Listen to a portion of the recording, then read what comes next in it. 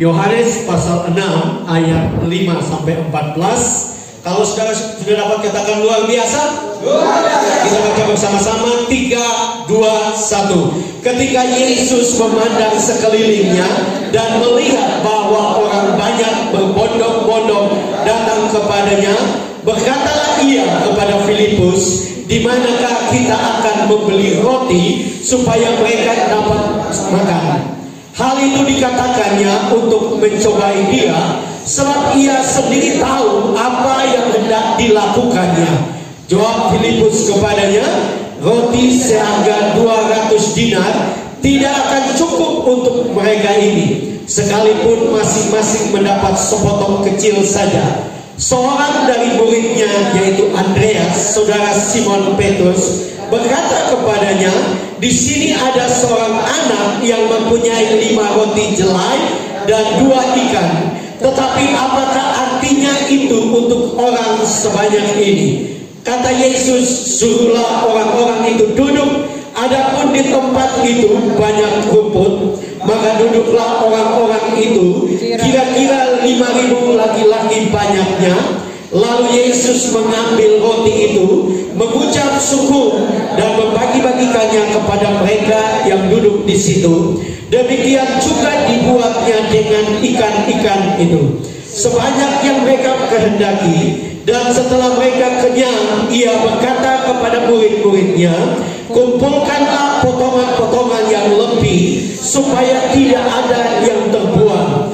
Maka mereka pun mengumpulkannya dan mengisi 12 bakul penuh dengan potongan-potongan dari kelima roti jelai yang lebih setelah orang makan. Ketika orang-orang itu melihat mujizat yang diadakannya, mereka berkata, dia ini adalah benar-benar Nabi yang akan datang ke dalam dunia. Amin. Silakan duduk kembali, Bapak Ibu saudara-saudara. Puji Tuhan. Bapak Ibu saudara-saudara yang kekasih di dalam Tuhan Yesus, yang luar biasa, kisah Yesus memberi makan 5.000 orang ini, Bapak Ibu saudara-saudara, dicatat di dalam keempat Injil. Ya, satu-satunya mujizat Yesus yang dicatat di keempat Injil. Ya, itu membuktikan bahwa kejadian ini atau kisah mujizat ini adalah sesuatu yang penting.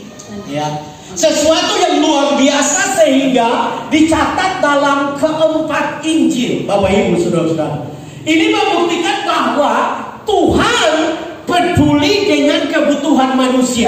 Amin. Amin. Tuhan sangat peduli dengan kebutuhan saya dan saudara. Sebenarnya ada kisah lain, yaitu Yesus memberi makan 4.000 orang dengan 7 ketul roti, Bapak Ibu saudara-saudara. Ya, nah kisah-kisah ini adalah kisah yang luar biasa. Waktu saya meneliti, Bapak Ibu saudara-saudara, saya menemukan kenapa Bapak Ibu saudara-saudara sisanya 12 bakul. Ya, itu tidak kebetulan. Apa yang dicatat di dalam Alkitab itu tidak ada yang kebetulan. Amen. Kenapa? Karena mujizat memberi makan 5.000 orang itu Yesus lakukan di Galilea, yang merupakan daerah Israel pada waktu itu, Bapak Ibu saudara-saudara. Jadi di situ Yesus sedang menunjukkan bahwa dia dapat mencukupi kebutuhan dari 12 suku Israel. Amin. Jadi angka 12 itu tidak kebetulan. Ya. Kemudian kenapa waktu memberi makan 5.000 orang dengan roti yang lebih banyak, yaitu 7, di situ dikatakan Bapak Ibu saudara-saudara bahwa sisanya 7 keranjang. Ada bahasa Yunani yang berbeda dari kedua kisah itu. Kalau 5.000 orang, Bapak Ibu saudara-saudara, dikatakan 12 bakul. Tapi dalam memberi makan 4.000 orang itu 7 keranjang. Ya. Dan ada penafsir mengatakan 7 keranjang itu sedang menggambarkan, dan Yesus melakukan itu di luar wilayah Israel, yaitu di Dekapolis. Itu luar. Yesus sedang menunjukkan bahwa dia peduli dengan bangsa-bangsa lain. Diperkirakan bangsa di luar Israel itu ada 7 bangsa yang besar. Itu sebabnya ada kelebihan 7 keranjang. Tapi intinya Bapak Ibu saudara-saudara, bahwa Allah sangat peduli dengan kita semua. Amin. Dia mengasihi kita. Bahkan tempat di mana Yesus memberi makan 5.000 orang, Bapak Ibu Saudara-saudara, itu sekarang di Israel itu ada gereja, ya. Daerahnya disebut daerah Tabga, ya. Ada gereja di Sorong namanya gerejanya Ibu Krismiati, gereja Takwa, saudara-saudara. Tapi Takwa di sini ada di Galilea, di Israel. Dan nama gerejanya, Bapak Ibu Saudara-saudara, adalah gereja multiplikasi, pelipat gandaan. Karena di situ Yesus melipat gandakan sesuatu yang sederhana untuk mencukupi seluruh bangsa Israel. Allah ingin menunjukkan kepada kita, Bapak Ibu Saudara-saudara, bahwa Dia sangat mengasihi saya dan saudara. Dia sangat peduli dengan kita. Dia tahu apa yang kita perlukan dalam hidup ini. Amin. Karena itu, Bapak Ibu Saudara, saya ingin berkhotbah dengan judul Mujizat Pelipat Gandaan di Tengah Krisis COVID-19. Mungkin kita sedang berhadapan dengan situasi yang sulit karena COVID-19, ya. Banyak masalah dalam hidup ini. Saya banyak bercerita dengan beberapa teman, dan mereka sendiri mengakui, Bapak Ibu Saudara-saudara, bahwa situasi memang sangat sulit. Bukan saja untuk orang-orang tertentu, semua orang terdampak dengan COVID-19, ya. Bapak Ibu Saudara, ada banyak bisnis yang harus tutup, ada banyak bisnis yang menurun drastis, ada banyak pekerjaan yang menjadi sulit. Bahkan saya bercerita dengan beberapa orang yang datang dari kota besar di Jawa, Bapak Ibu Saudara. Mereka berkata bahwa gereja-gereja di Jawa pun mengalami kesulitan. Bahkan gereja-gereja yang kalau kita katakan gereja-gereja besar, yang dimana sekali ibadah, Bapak Ibu Saudara-saudara, itu sampai miliaran rupiah mereka bisa kumpulkan, ya. Ada satu gereja yang setiap minggu ibadah itu 10 miliar pemasukan yang masuk, ya. Tapi sekarang katanya itu menurun drastis, ya. Sehingga ada banyak teman saya yang menjadi staf di gereja-gereja tersebut, mereka berkata bahwa gaji mereka pun dipotong 50%. Ada kesulitan yang luar biasa di tengah-tengah dunia, juga termasuk gereja. Ya, saya tidak tahu di Betania sini bagaimana, ya. Ya, saya percaya terus terjadi pelipat ganda. Amin. Amin. Karena ya saya bercerita dengan beberapa teman di gereja, termasuk gereja Kalvari, katanya ada banyak jemaat yang sudah tidak kasih perpuluhan, ya. Karena mungkin untuk hidup saja mereka setengah mati, Bapak Ibu Saudara. Tapi di sini sebenarnya adalah waktu atau adalah kesempatan untuk kita melihat mujizat pelipat gandaan. Amin. Bagaimana saudara melihat situasi ini itu menentukan apakah saudara menjadi orang yang berbahagia, menikmati hidup ini dan melihat mujizat Tuhan atau tidak. Saya membaca satu kisah, Bapak Ibu Saudara-saudara, ada seorang guru yang memberi tugas kepada anak-anaknya, untuk anak-anak kecil, ya, untuk menuliskan 7 keajaiban dunia, ya. Dan dia menyuruh mereka dan kemudian dia kumpulkan semua, ya. Dan waktu malam dia periksa, dia membaca. Saya percaya banyak di antara kita tahu 7 keajaiban dunia, ya. Ya, salah satunya adalah Borobudur, sekalipun ada larangan dari Ustadz untuk jangan pergi ke Borobudur, saudara-saudara, ya. Ya. Tapi itu adalah salah satu keajaiban dunia, ya. Ada istana Taj Mahal di India, ada Taman Gantung di Babilonia. Ya, itu adalah 7 keajaiban dunia, tembok Cina. Jadi waktu dia membaca tugas yang diberikan kepada anak-anak, dia memberikan nilai yang terbaik karena hampir semua menguasai atau ingat dengan 7 keajaiban dunia. Tapi pada waktu dia mengambil kertas yang terakhir, guru ini menjadi tertegun. Kenapa? Karena Bapak Ibu Saudara, waktu dia membaca, anak itu menulis 7 keajaiban dunia adalah yang pertama, saya masih hidup sampai saat ini. Kedua, saya masih memiliki orang tua yang sangat baik dalam hidup saya. Ketiga, saya masih menikmati banyak berkat Tuhan dalam hidup ini. Dan guru itu menangis di depan tugas anak itu. Saya mau katakan, seringkali kita sibuk dengan 7 keajaiban dunia di luar sana. Saya mau katakan, kalau engkau masih hidup, engkau dan saya masih hidup saat ini, itu juga adalah keajaiban dunia. Amin. Amin. Amin. Saya minta maaf, tapi saya ambil contoh Pak Gembala ya. Harus operasi mata, dan saya tahu karena saya juga ikuti di Facebook. Pertama sudah mau operasi ditunda karena ya ada banyak faktor kesehatan dan sebagainya. Tapi kalau bisa selesai operasi dan hari ini bisa beribadah, itu amin. Amin. Mari beri kemuliaan kepada Tuhan. Seringkali kita tidak melihat mujizat Tuhan karena kita sibuk untuk mengeluh. Ya. Kita sibuk untuk melihat keterbatasan kita. Kita sibuk untuk melihat kekurangan, masalah kita. Padahal ada banyak orang di luar sana yang lebih susah dari kita. Ya.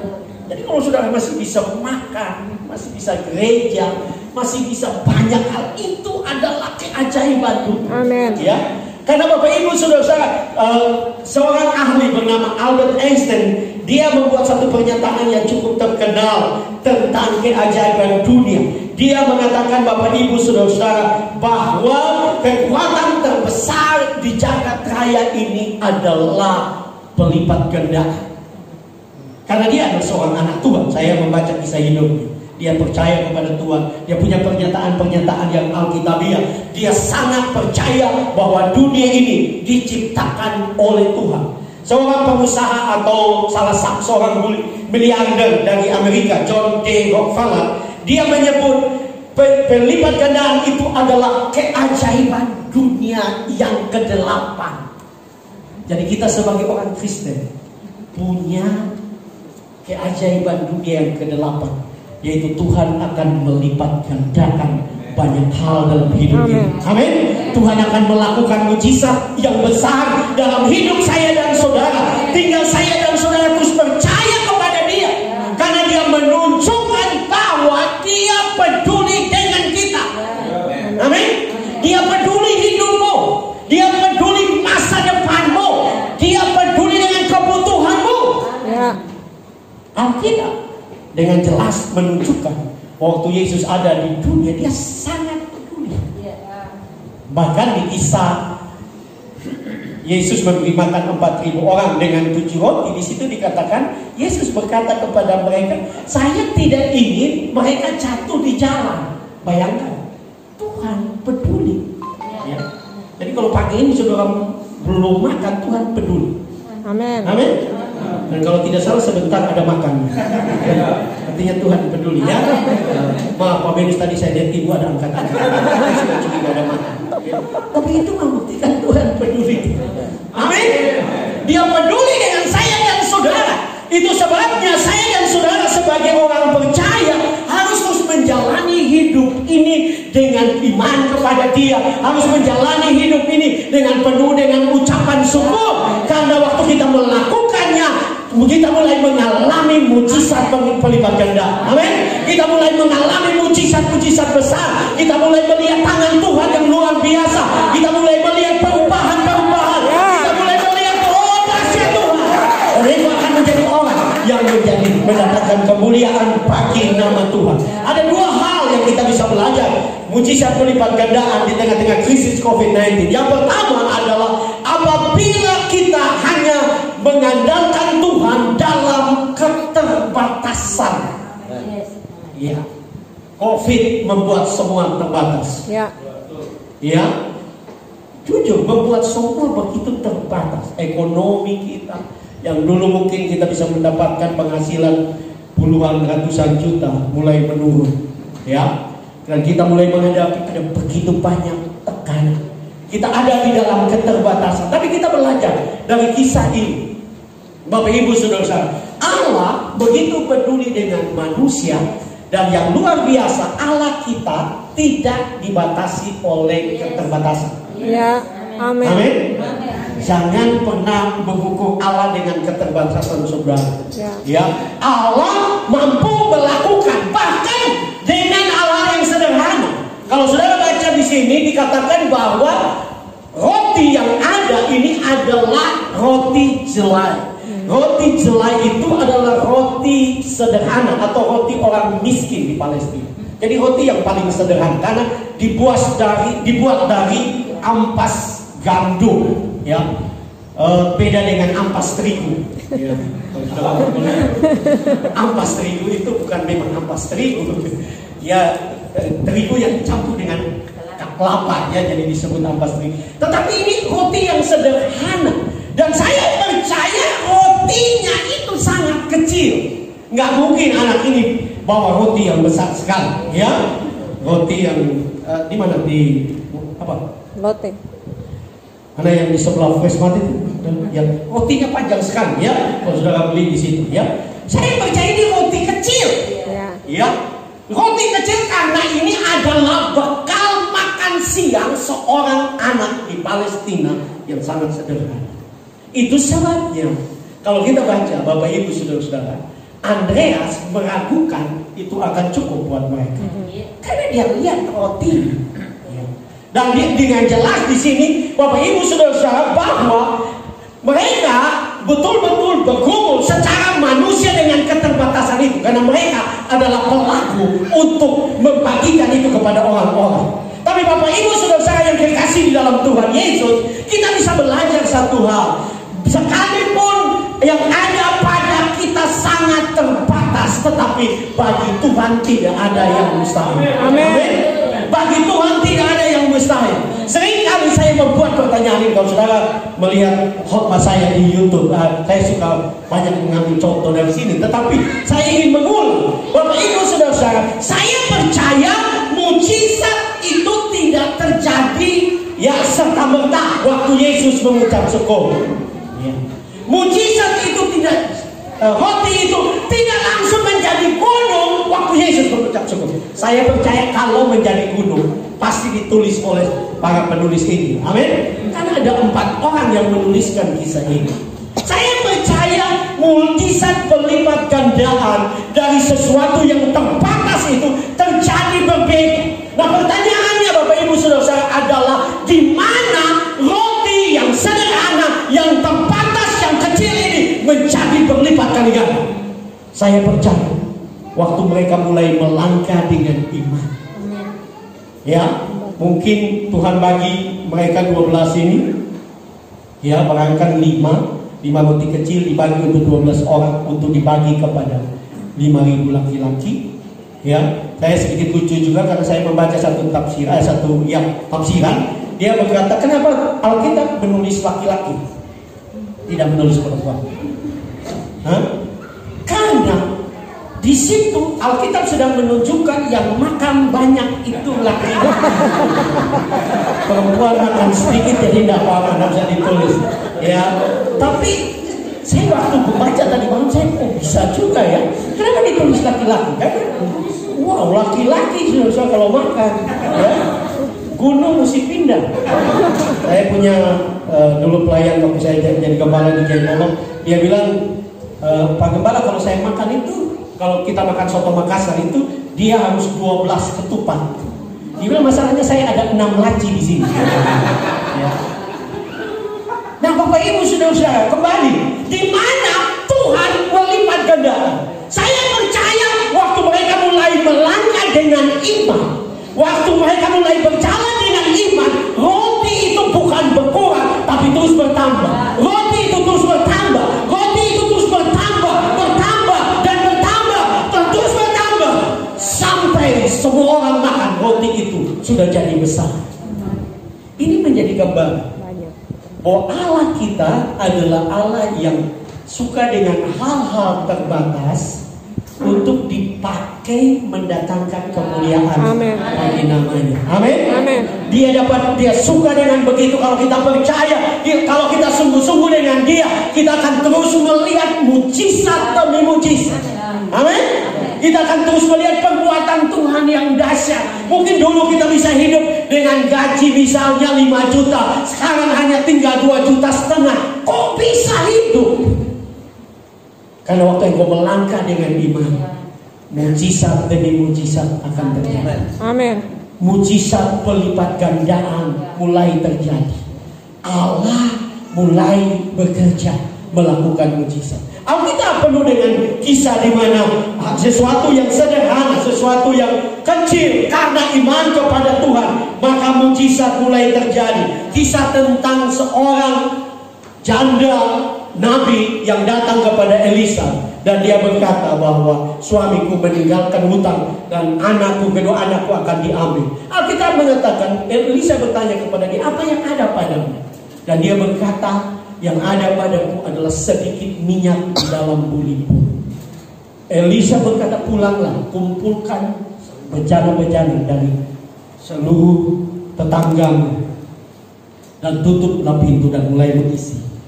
Dan Alkitab menunjukkan kepada kita bahwa minyak yang sedikit itu tidak habis sampai semua bejana yang dikumpulkan itu menjadi penuh. Amin. Ini menunjukkan bahwa Tuhan dapat melakukan mujizat kalau kita sungguh-sungguh percaya kepada Dia. Ya. Kita menyiapkan bejana kehidupan yang terbaik untuk diisi dengan mujizat, untuk Dia melakukan hal-hal yang besar. Allah begitu peduli dengan kehidupan kita. Ya. Amin. Amin. Karena itu kita tidak perlu takut. Mungkin ada mahasiswa-mahasiswa di sini, saya mau katakan terus percaya kepada Tuhan. Ya. Mungkin waktu engkau datang, engkau punya mimpi yang besar untuk dipakai Tuhan. Ya, ada ungkapan yang baik. Orang suka bilang biasanya mahasiswa teologi, kalau mereka mau masuk teologi, masuk sekolah teologi dipanggil Tuhan, biasanya mereka mau menangkan dunia ini. Ya, tapi nanti setelah 3 bulan, ya, kayaknya kita hanya menangkan kita punya kampung. Ya, ya. Setelah 6 bulan, kayaknya kita harus menangkan kampus ini buat Tuhan.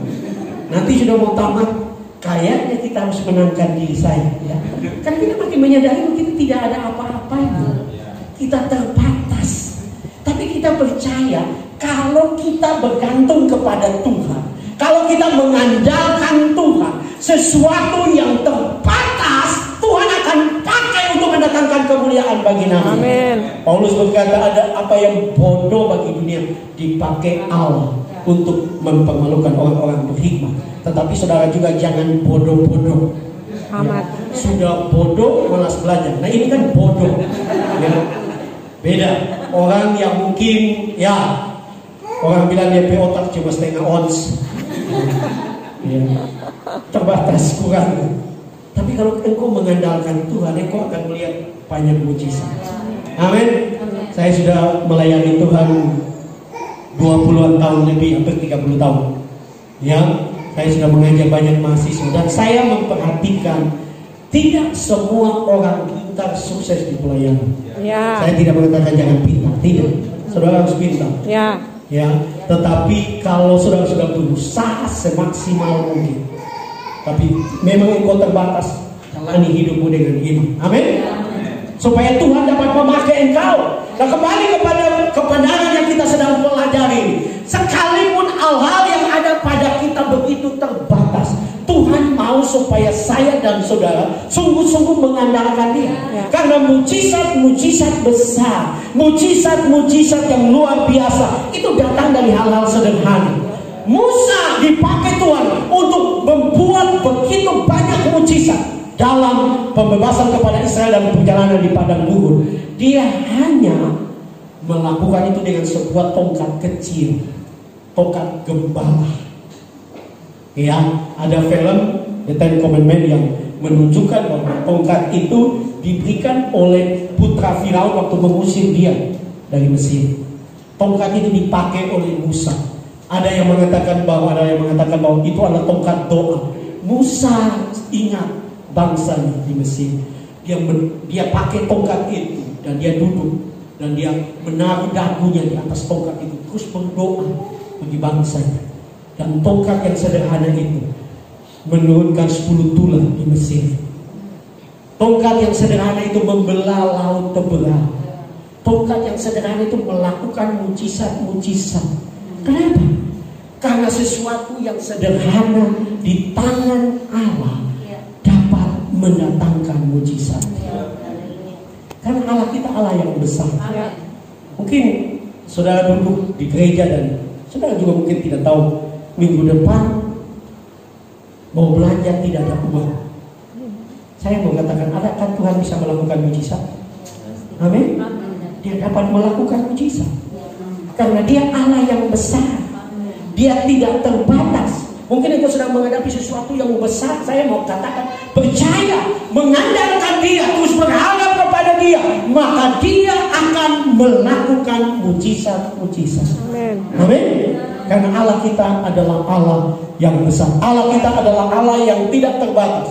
Nah, memang Bapak Ibu Saudara-saudara, Joyce Meyer mengatakan bahwa peperangan terbesar adalah pikiran. Ya. Dalam hidup orang Kristen, seringkali kita melihat sesuatu yang kecil, sesuatu yang sederhana, maka kita cenderung bersikap negatif, betul tak? Karena kita melihat dan kita berpikir.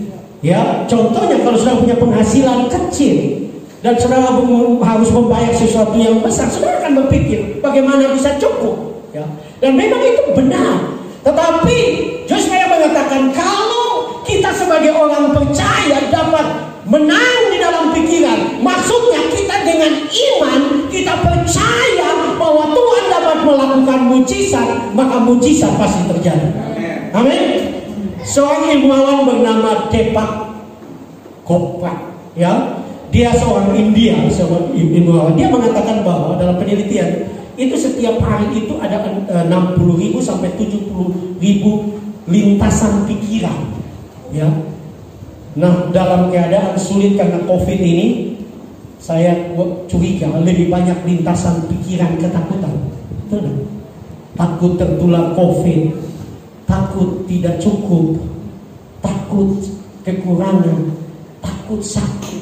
Oh, kita, ya, saya kenal seorang ibu, ya Bapak Ibu Saudara, saking takutnya HP-nya saja itu dikasih kantong plastik. Padahal kan tertular kalau kita kontak dengan orang, dia tidak kontak. Cuma dia takut terima HP tertular lewat HP. Ini luar biasa. Karena ketakutan dan itu ada di dalam pikiran kita. Kita semua berperan, ya, dalam menghadapi kehidupan ini. Ya, itu sebabnya Tuhan mau supaya kita percaya dengan kita belajar firman Allah. Kita tahu siapa Allah kita. Dia Allah yang mampu melakukan hal-hal yang besar. Maka dengan iman kepada Dia, percaya kepada Dia, kita dapat berpikir bahwa sekalipun penghasilan saya kecil, sekalipun yang ada pada saya kecil, sekalipun yang ada pada saya terbatas, tapi saya percaya saya akan melihat mujizat yang besar. Saya akan mengalami mujizat berlipat ganda. Karena saya punya Allah yang luar biasa. Saya punya Allah yang dahsyat, Allah yang melakukan perkara-perkara besar. Yang kedua, Bapak Ibu Saudara, kalau kita lihat dari kebenaran firman Tuhan yang kita dapat pelajari pada pagi hari ini, Bapak Ibu Saudara, adalah yang kedua, mujizat berlipat gandaan apabila saya dan saudara hidup dengan pengucapan syukur. Amin. Yesus dalam melakukan mujizat-mujizat, tiap kali mujizat besar itu selalu dimulai dengan pengucapan syukur. Ya.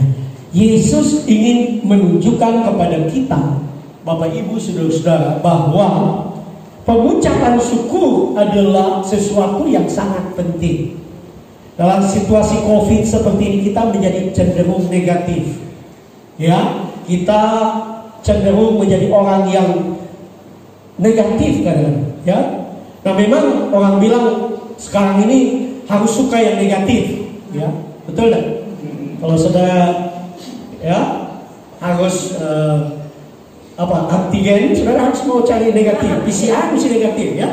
Tetapi dalam hal mengikuti Tuhan, Tuhan mau supaya saya dan saudara positif. Amin. Amin. Ya, yang lain harus negatif, tapi di dalam Tuhan harus positif. Ya. Ya. Nah, itu sebabnya Tuhan mau supaya saya dan saudara mengucap syukur. Karena mengucap syukur, Bapak Ibu Saudara-saudara, itu adalah cara Tuhan untuk mengerjakan hal-hal yang besar. Ya. Perhatikan waktu Yesus membangkitkan Lazarus, karena Yesus sudah beberapa kali membangkitkan orang mati.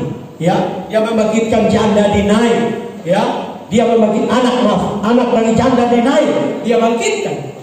Dia tidak mengucap syukur kan kalau kita baca kisah ini. Dia hanya menaruh tangan dan anak itu bangkit. Ya, dia membangkitkan seorang anak yang lain, anak Yairus. Ya. Tetapi kenapa waktu Lazarus dia mengucap syukur? Karena memang ini mujizat besar. Karena Lazarus sudah 4 hari di dalam kubur. Menurut ilmu kedokteran di Palestina yang panas seperti di sini, saudara, kalau mayat yang tidak diformalin dan sudah 4 hari pasti mulai terjadi pembusukan, berbau busuk. Dan itu sebabnya Yesus mengucap syukur. Ya. Dia ingin menempatkan Allah pada tempatnya. Dari hal-hal yang begitu terbatas, dari hal-hal yang sepertinya tidak bisa ditolong, tetapi waktu Yesus mengucap syukur, mujizat terjadi. Amin. Mujizat pelipat gandaan mulai terjadi. Kan itu Tuhan mau supaya saya dan saudara belajar, supaya kita dalam hidup ini menjadi orang yang selalu mengucap syukur. Ibu-ibu mesti lebih banyak di depan tempat beras mengucap syukur. Amin. Amin.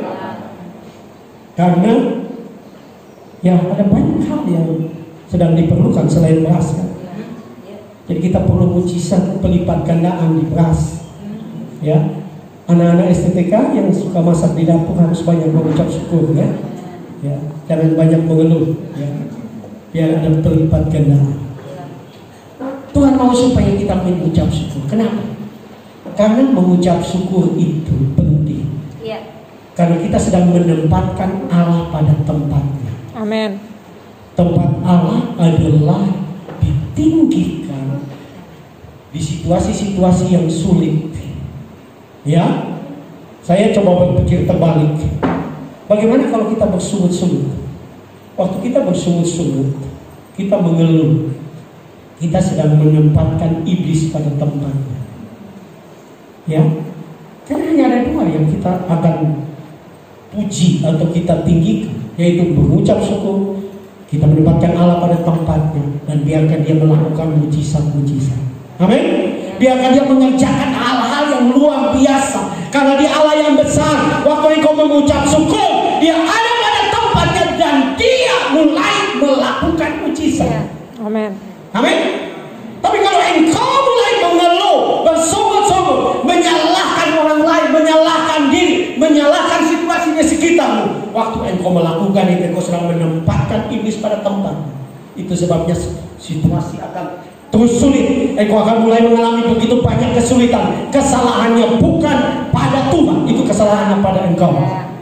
Itu sebabnya kenapa orang Israel tidak, sebagian besar tidak masuk ke tanah Kanaan, karena bersungut-sungut. Ya, dosa bersungut-sungut adalah dosa yang serius.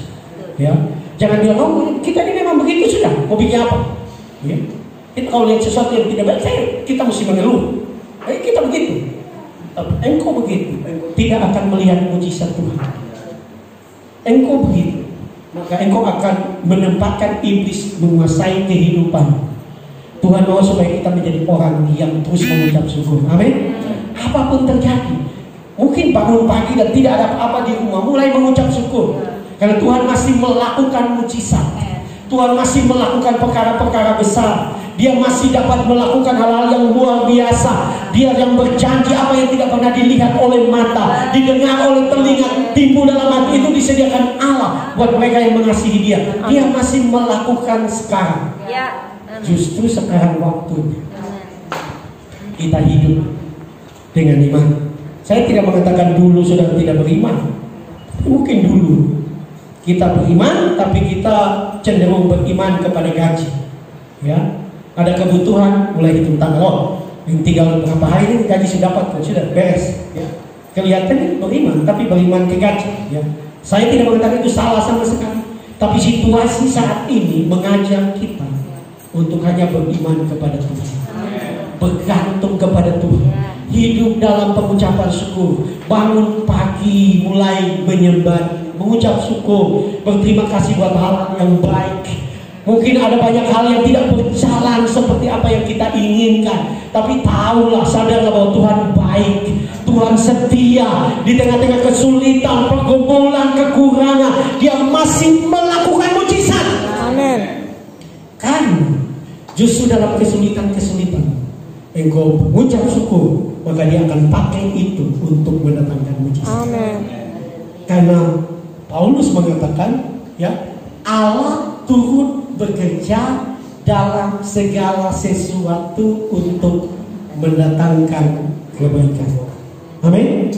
Segala sesuatu engkau boleh isi pagi ini. Engkau isi kekuranganmu, Allah bisa turut bekerja dalam kekuranganmu untuk mendatangkan kebaikan. Sakit penyakit, Allah dapat turut bekerja dalam sakit penyakitmu untuk mendatangkan kebaikan. Semua yang terbatas dalam dirimu, engkau tidak pandai, engkau tidak punya banyak talenta. Para mahasiswa, saya mau katakan, biarkan Allah turut bekerja untuk mendatangkan kebaikan. Amin. Karena Dia Allah yang baik. Belajar untuk hidup dalam pengucapan syukur. Dalam ibadah-ibadah, jangan tunggu pemimpin worship leader minta angkat tangan, baru angkat tangan. Kalau kita menikmati kata-kata di dalam pujian, angkat tangan. Mengucap syukur, Tuhan Engkau baik dalam hidup. Engkau baik. Waktu kita bersikap seperti itu, maka saya dan saudara akan melihat mujizat Tuhan. Seringkali tidak ada mujizat oleh karena dalam keluarga, kadang-kadang kita suami istri pun namanya manusia, ya. Itu sebabnya saya pernah bilang itu, ya, kalau baru nikah 3 bulan itu bulan madu, betul? Tapi ada yang disebut dengan tahun madu, 3 tahun, ya. Tapi setelah 3 tahun madunya habis, tinggal ovunya. Kita lihat suami, kita jengkel. Suami terlambat bangun sedikit, jengkel. Kita biarkan sepanjang hari itu dengan kejengkelan. Itu menghambat mujizat Tuhan. Biarkan engkau menjadi pribadi yang bebas. Amin. Ada banyak kekurangan anak-anakmu, ada kekurangan orang tuamu, ada kekurangan. Belajar bahwa yang menguasai dan mengontrol hidup kita adalah Tuhan. Sekalipun segala sesuatu terbatas, tapi kalau saya mengucap syukur, menempatkan Allah pada tempat, mujizat pasti terjadi. Mujizat pelipat gandaan pasti terjadi.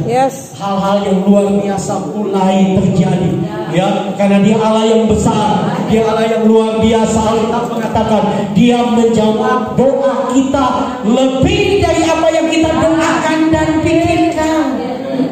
Jadi kalau begitu pikiranmu harus besar, sehingga waktu Tuhan jawab doa lebih dari apa yang engkau pikir. Doamu harus besar supaya Tuhan melakukan mujizat lebih daripada apa yang engkau doakan. Tuhan mau saya dan saudara untuk hidup di dalam pengucapan syukur. Nah, saya akan mengakhiri dengan satu kisah Tuhan, ya, yang cukup terkenal tentang pengucapan syukur. Dikatakan ada seorang bapak di Cina. Ini kejadian nyata di Cina. Bapak itu istrinya sudah meninggal. Dia punya anak laki-laki yang ganteng, dan dia punya seekor kuda yang dia pelihara. Kuda yang baik sekali, ya, kuda yang baik.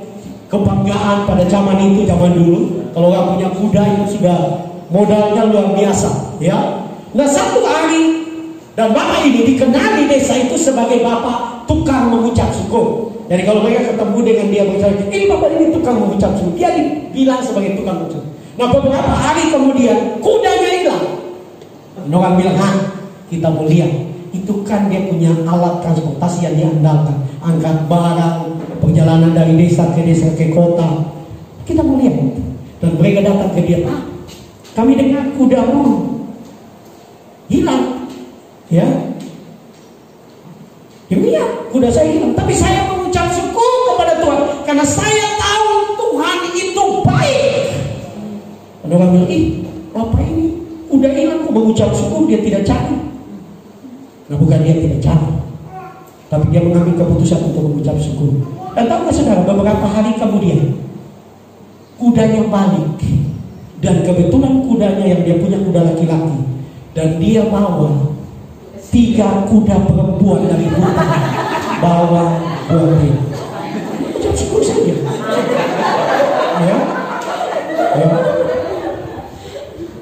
Saya percaya Tuhan itu baik. Amin. Nah kemudian Bapak Ibu Saudara, anaknya suka naik kuda. Anak laki-laki yang ganteng, kebanggaan dia. Satu waktu dia sedang naik kuda dan kuda itu lari dan dia jatuh dan kakinya patah. Semua tetangganya datang dan bilang, kita mau lihat ini anak kesayangan, kaki patah. Dia mengucap syukur, dia mengeluh. Dan waktu mereka datang dia bilang, puji Tuhan, sekalipun kaki anak saya patah, tapi saya memuji Tuhan, dia masih hidup. Beberapa tahun kemudian terjadi perang antara Cina dan Jepang. Semua anak muda di desa itu diambil untuk ikut perang. Dan tahu saudara, beberapa tahun selesai perang, tidak ada satu pun anak laki-laki di desa itu pulang. Bapak ini masih punya anak, sekalipun cacat. Kenapa? Karena Allah itu bekerja segala sesuatu untuk mendatangkan kebaikan. Hidup ini penuh dengan tanda. Kita beriman supaya COVID lewat teristimewa Bapak Sekda mau munas, jadi mau berdoa banyak untuk COVID ini turun ya Pak Yani. Tetapi saya mau katakan, Alkitab mengatakan bahwa keadaan dia ini makin bertambah jahat. Artinya kita harus siap juga. Ya, kita harus siap. Ada orang bilang nanti Desember ada gelombang ketiga. Mau dia gelombang keberapa, itu bukan yang menentukan. Yang menentukan adalah sikap dalam menjalani hidup ini. Sikap terus mengucap syukur. Sikap percaya bahwa dia dapat melakukan mujizat-mujizat. Dia dapat melakukan hal besar, maka mujizat pasti terjadi.